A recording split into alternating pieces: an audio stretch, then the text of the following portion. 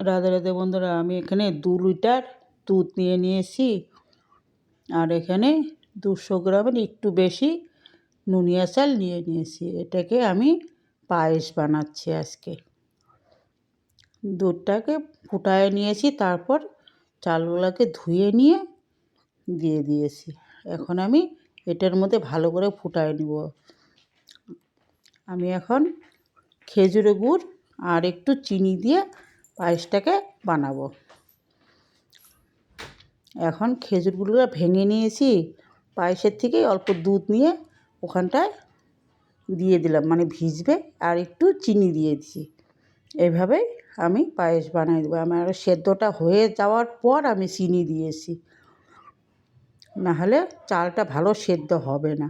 তারপর কোনো সময় গুড়টা ফেটে যায়, তো সেই জন্য আমি মানে নিচে থালার মধ্যেই আমি ভিজিয়ে রাখছি দুধ দিয়ে।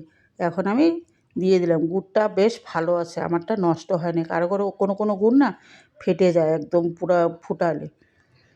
এখন আমি নাড়তে নাড়তে পরে একটু ঘন হয়ে আসলে নামাই নেব।